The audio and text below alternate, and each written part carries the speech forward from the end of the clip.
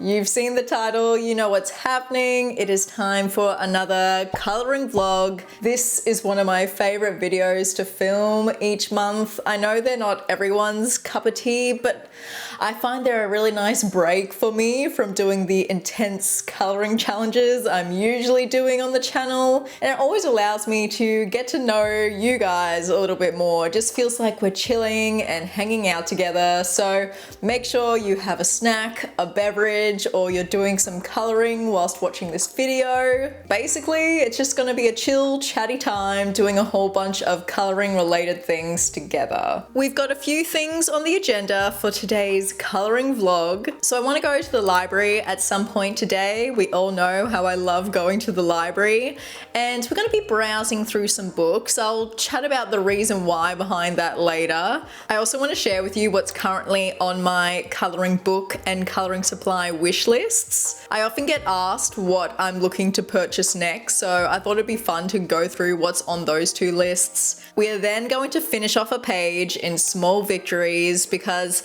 you might have seen it in my Ohuhu versus Polychromos video. I started a small victories page and I'm so close to finishing it, and I thought we could do it together. I want to continue the Q&A that we've been doing over the last couple of vlogs. And finally, which is what we're gonna do right now, we're gonna get straight into it. Where is it? Right here. We are going to swatch and test out my new Languo gel pens. Now these are the new hyped up product in the coloring world. I mean, they're not super new. I think they've been around for a little bit, but I'm seeing them crop up more and more. And basically I tested these out for the first time yesterday and filmed the process. And I also filmed my swatching / organizing process as well. I'm not gonna lie, I'm a little bit embarrassed to show you how I organize my swatching because it is type A to another level. But as I'm getting older, I'm trying to just unabashedly be myself without worrying about other people's criticisms about me. So I'm gonna insert that footage now of me swatching and testing out the Languo gel pens for the very first time.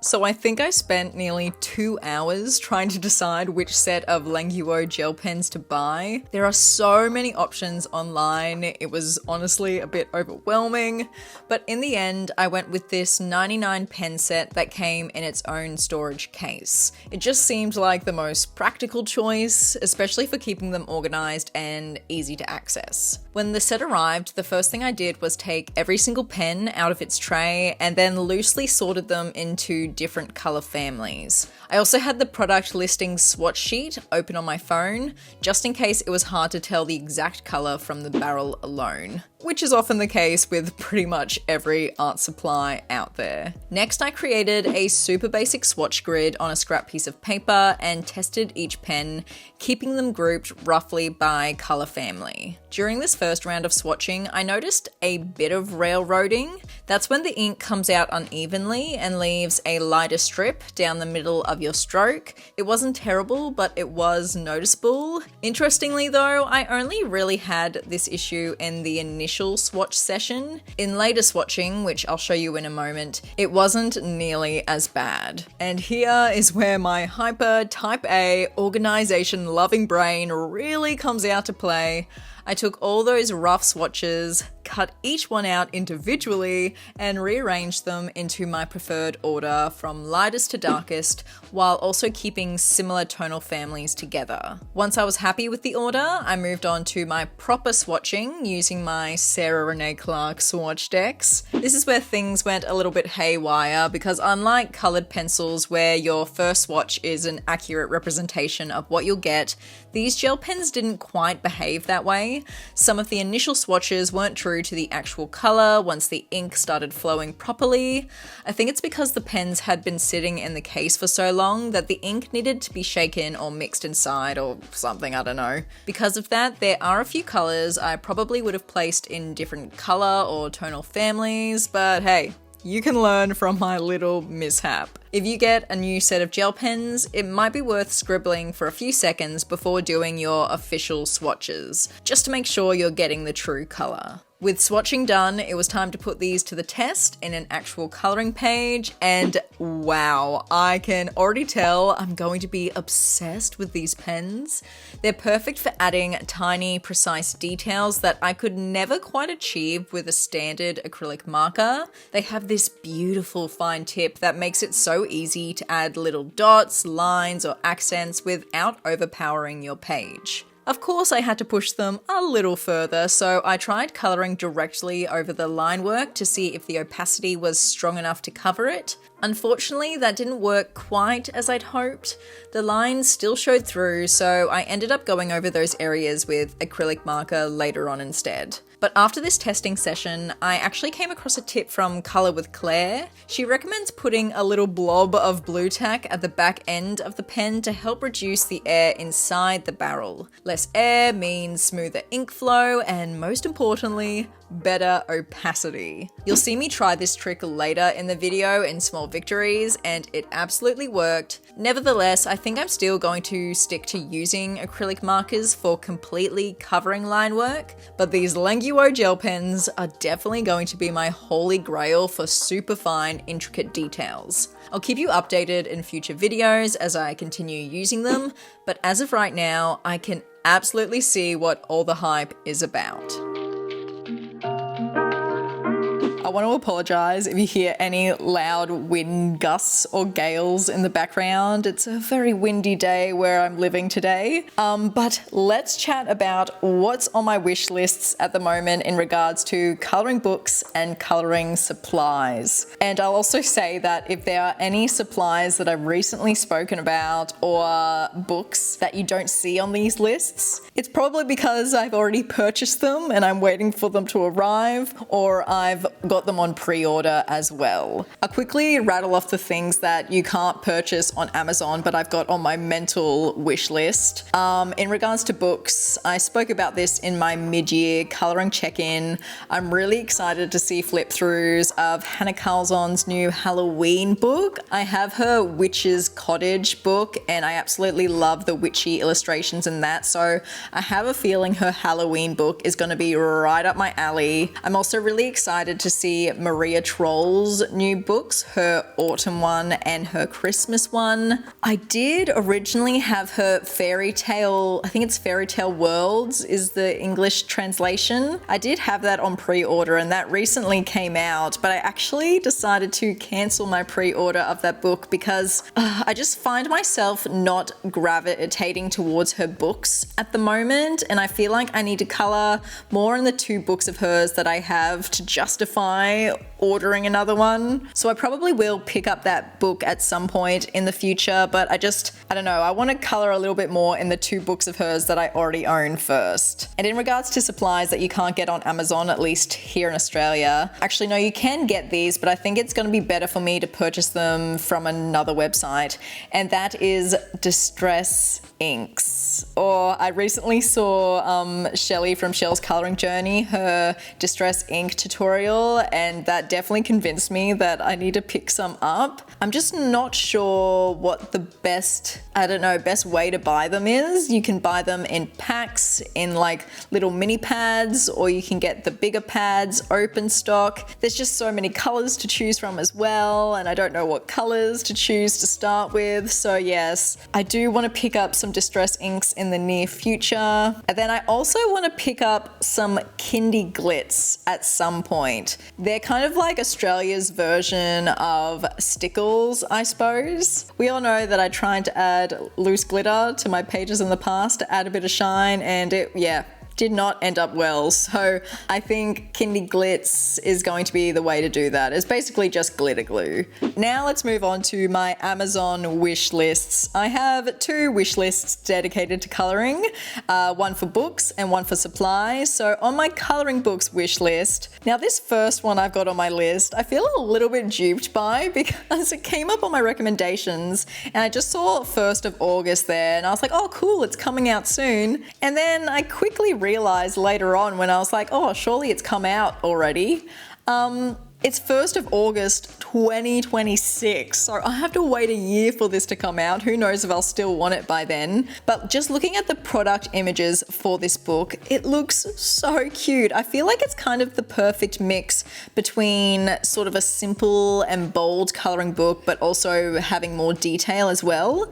I mean, as you can tell from the title, the illustrations are a little bit creepy, but so cute at the same time. Oh, I wish this had come out this year. It would have been so nice to have this for the Halloween time, but I guess I'll be waiting for a year to pick that one up. I then have also a bunch of Hannah Carlzon books on my wish list. I've got Magical Dawn, Tales from the Forest Kingdom, and Grains of Gold. I also really want to try a Camila Derrico book at some point in the future, so I've got her compilation book on here, Best of Pop Manga.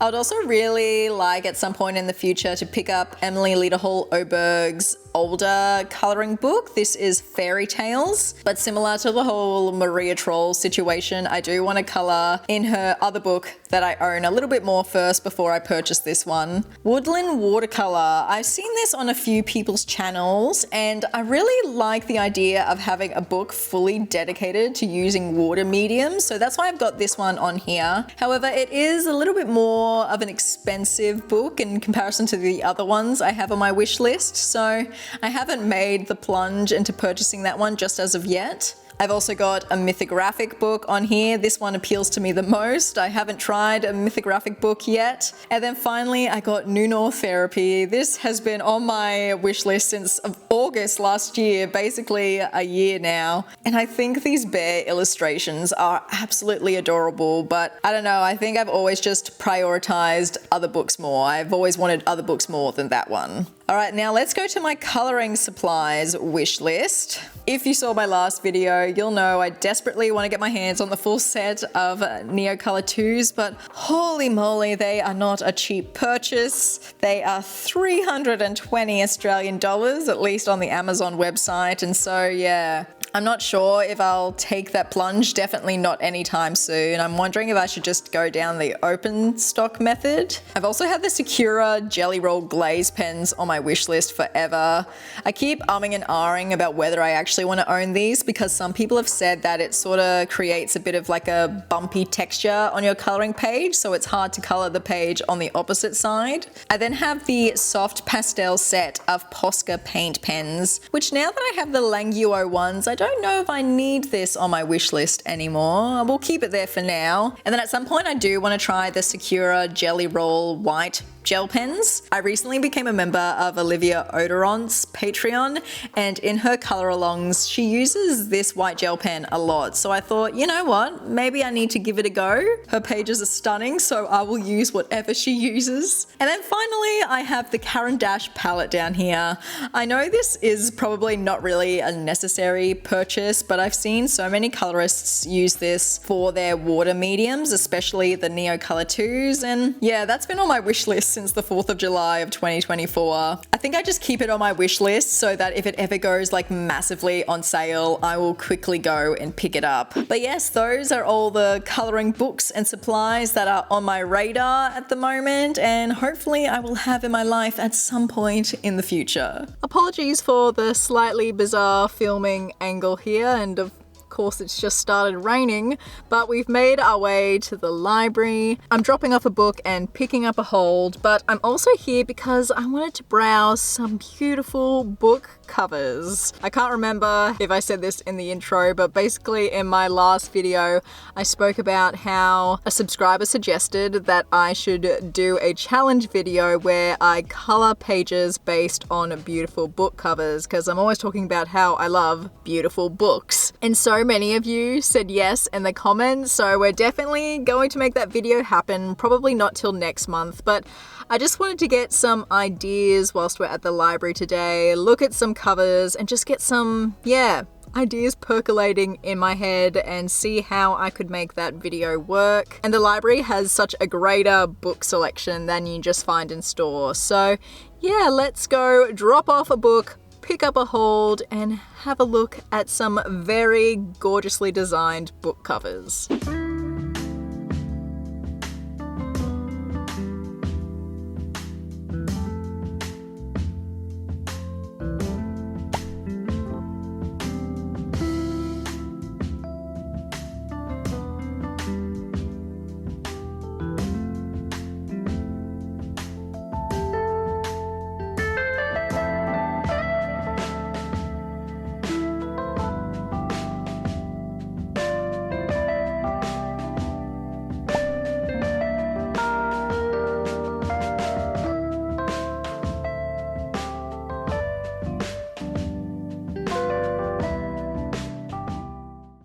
right, it's time to do some actual coloring. As I said in the intro, we're going to be working in small victories and finishing off a whip that I started in my Ohuhu versus Polychromos video.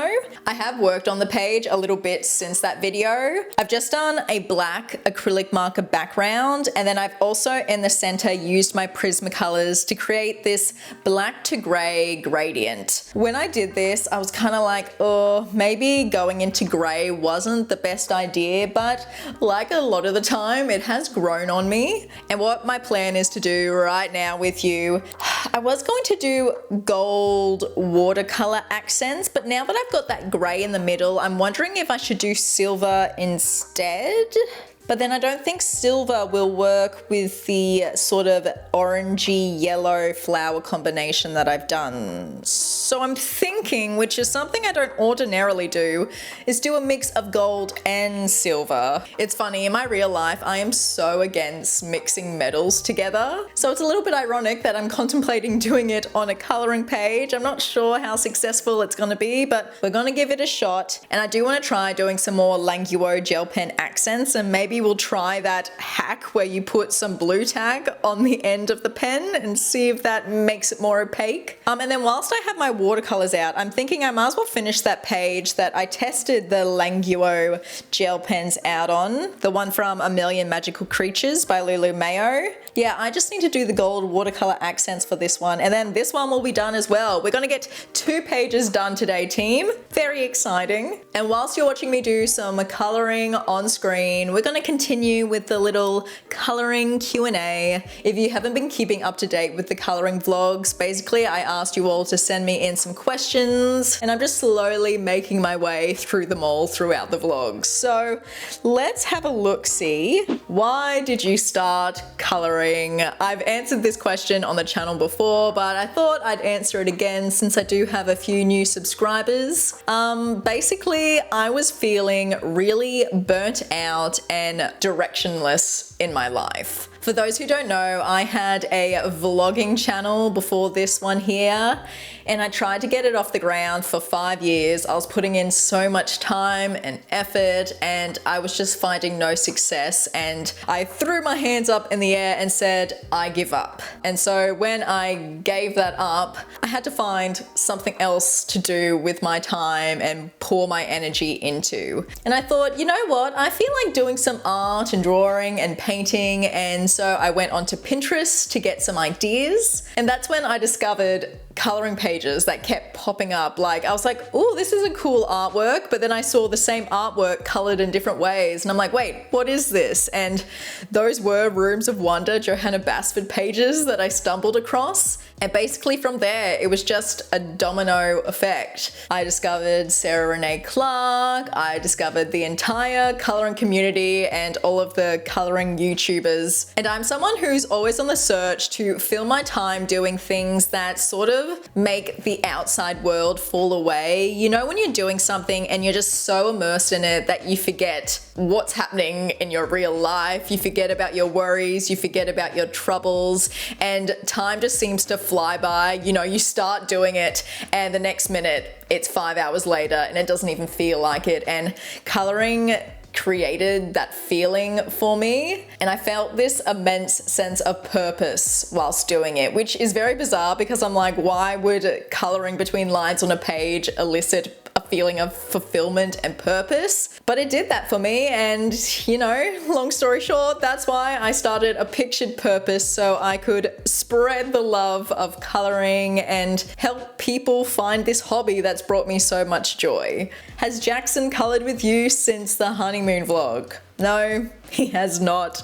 Honestly, I just thought it was a win that I got him to do some coloring with me on our honeymoon, and if he only ends up doing it that one time, that's fine with me, but who knows? Maybe I can convince him to color another page with me sometime. What are your favorite themes / objects to color? I feel like I have 3 kind of themes that I gravitate towards the most. First off is anything animal related. I've always been a massive animal lover growing up. When I was a kid, because I'm an only child, I used to guilt my parents into getting me more and more pets because I'd be like, you didn't give me any siblings, so I should get a dog and all this stuff. Oh, that sounds like such an only child thing to do, doesn't it? But yeah, we had so many pets growing up because, you know, I just loved animals so much. The second coloring page theme that I really enjoy is any sort of underwater ocean themed pages. I'm not a massive fan of coloring fish, but anything else within that realm I really enjoy. And then finally, my last favorite theme, which I speak about all the time, is anything magical and witchy. I love being really experimental and unique with my coloring pages, and I feel like a magical witchy theme allows me to lean into that. That's why I love books like Year of Witches by Usaku. I also love A Million Magical Creatures by Lulu Mayo, because I don't know, there's just something about the fantasy and the whimsy of it that just really speaks to me as a colorist. What is your favorite step when coloring a page? I love this question. This is a great question. Number one is I've fallen absolutely in love with creating backgrounds for my pages. And that's something I seriously consider now when picking up a new coloring book, is whether I have the opportunity to create my own background, which is absolutely hilarious because at the beginning of my coloring journey, I didn't delve into doing backgrounds until I think it was 6 months in or something. It was a considerable amount of time. I didn't force myself, but I really pushed myself to do background tutorials on the channel. I kept doing them more and more, and now, yeah, I've fallen in love with the background coloring process. And then the second step that I absolutely love, I gush about it all the time, the loyal subscribers will know, it's the acrylic marker details. It's such a small part of the coloring process, but I find just those little acrylic marker accents can take the page to the next level, and I just love seeing that transformation in such a short period of time. Oh my goodness, we just got pretty much the opposite question to that. That is, what is your least favorite thing about coloring? Oh, that's a really tough one. I think maybe my least favorite thing is just how long it takes to complete the pages to the standard that I want them at. I'm probably cheating a little bit with that answer because I feel like a lot of us say the same thing. I wish I had more time in the day to color. But at the same time, there is something really gratifying about working on a page for days, weeks, even months, and then when you finally finish it, that just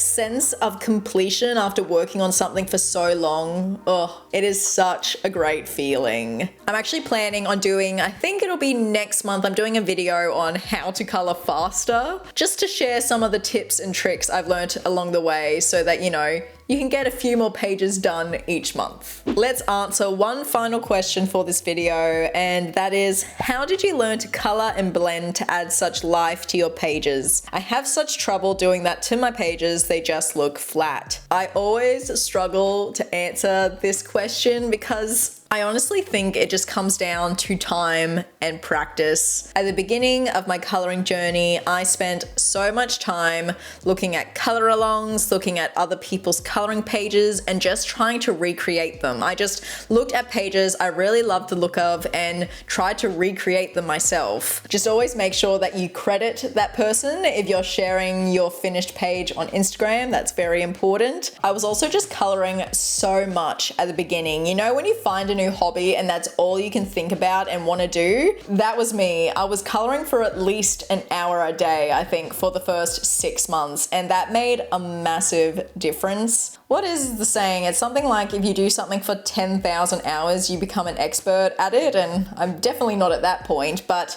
practice takes time, and with practice, you will continue to improve.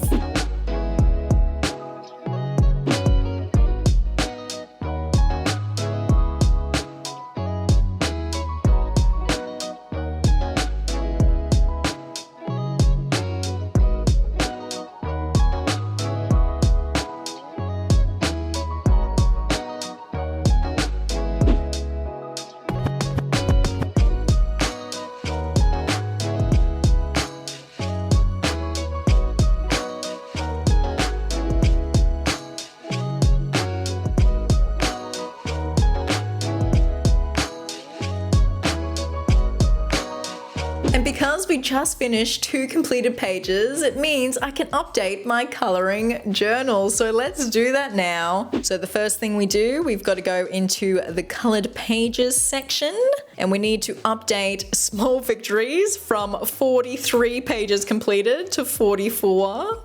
Then we've got to find a million magical creatures, update that from 1 to 2, which if we look at my sum at the very bottom of the table here, since the beginning of my coloring journey, I've colored 157 pages. That is so exciting. Okay, now we move to the 2025 tracker. It's so funny, last month I only colored 3 pages, like I only completed 3 pages, but I worked on so many whips, and what day is it? It is the 8th of August and I've already completed 4 pages, so I feel like we're really going to redeem ourselves in August. Let's go into the August tab. We can update this from 2 pages completed so far to 4. I can also tick off my Languo swatches coloring plans because I've done that, and I've already written down the 2 pages here because I've been trying to keep track of what supplies I've been using, and now that I have long-term whips, it's been really hard for me to remember what supplies I've used, so I've been trying to track it as I go now. So let's update both of these and put in the date.